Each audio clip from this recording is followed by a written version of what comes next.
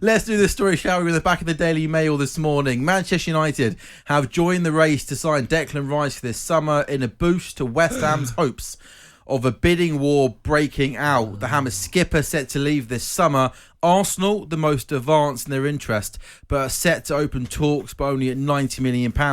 And the emergence of United is playing into West Ham's hands as they look to get the best deal. And Chelsea too have a long-standing interest in their former academy product, but the 24-year-old wants to play in the Champions League. So I think we've known Ray Arsenal are interested in him. Yeah. The Mail now saying that Manchester United are very much interested. I think most clubs will be interested.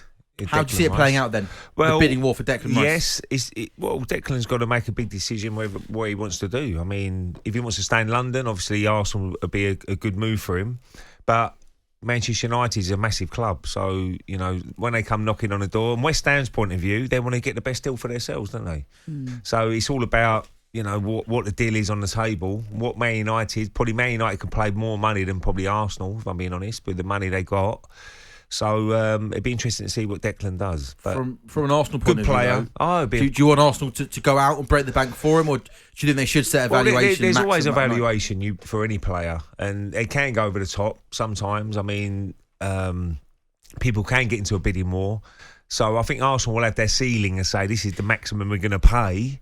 Now, if Manchester United come in and break it by 20 million or whatever it is, then you can't do nothing about that. But we only have to look at Mudryk this season. You guys were going for him. Absolutely. And then Chelsea came in and they said no. smashed what you were prepared to pay. And so look, every club has a price. Declan's got to make the right decisions for himself as well. What is the right move for him then, Ray? I'm a little bit biased. Is it Arsenal? I'm a little bit biased. Manchester United could be big as well next season. If they can get a striker... Look, Harry Kane's been mentioned. If he can go to Manchester United, he's banging. What he's done at Tottenham this season is unbelievable. The team they've got, isn't it? The goals he scored.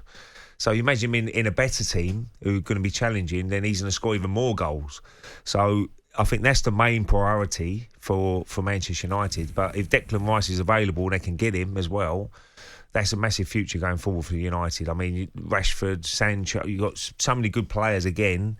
It's just getting the right blend of getting the right players in at the right time. And if they can get someone like, Kane and Rice in, then they're going to be right up there, I should imagine. It's hard to pick up a paper, Nat, and not see more Spurs stuff on the back pages and not see who they can try and get for their next manager. Spurs back to square one is the headline on the back of the Times this morning. Gary Jacobs says Spurs have been forced to widen their managerial search to include Celtic's Ange Postecoglou after Arne Slot sent their hunt for Antonio Conte's successor back to square one. He had emerged Slot as the leading contender for the Tottenham job, but the Dutchman announced yesterday that he had decided to stay at Feyenoord, where he recently won the league title. It seems like we're back to 2021 when they were trying to find Jose Mourinho's successor, which ended up being Nuno Espirito Santo.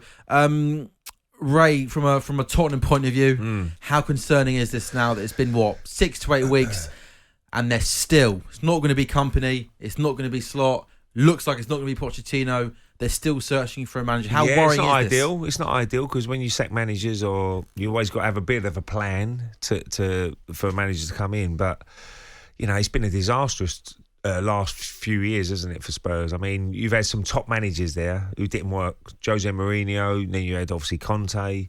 There must be some sort of problem somewhere. I mean, whether is Daniel leaving? Whether it's recruitment's not been great, is it?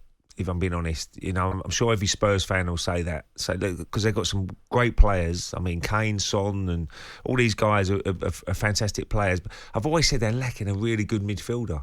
Eriksen. When they had Eriksen in that midfield, look at what he's done at Manchester United since he's gone to Manchester United. They're lacking that little bit of class in that midfield. Look, they're all hard-working players in midfield. They're all efficient. They do their jobs, get stuck in and whatever, but you ain't got a ball player in there. And that's where they've been lacking. That's why Harry Kane sometimes had to drop so deep. And I think that the manager that comes in, whoever it's going to be, that's the first thing he looks at is that midfield area to say, right, we need an old Glenn Hoddle. I know they're hard to find, but you've got to try and find someone who can see a pass and make something happen from that midfield area. All right, I don't know about you. What do you think, Nat? Well, it's been a long conversation, like you say, about missing that spark in midfield, that creativity. And, there have been some great players that have come in recently. Bentancur is a big loss for I was going to say Bentancur. Kulusevski at times has looked exciting as well. Good, yeah. Just something is not quite right with them. And I was at the Tottenham-Brentford game last weekend, and they were brilliant in the first half, Spurs. For Brentford, we were just blown away by them, but they just fell away so easily, and we just ascended and took control of the game quite easily by the end of it. talkSPORT Breakfast, waking you up Monday to Friday morning from 6 a.m. on AM, on DAB, via the talkSPORT app and on your smart speaker. talkSPORT.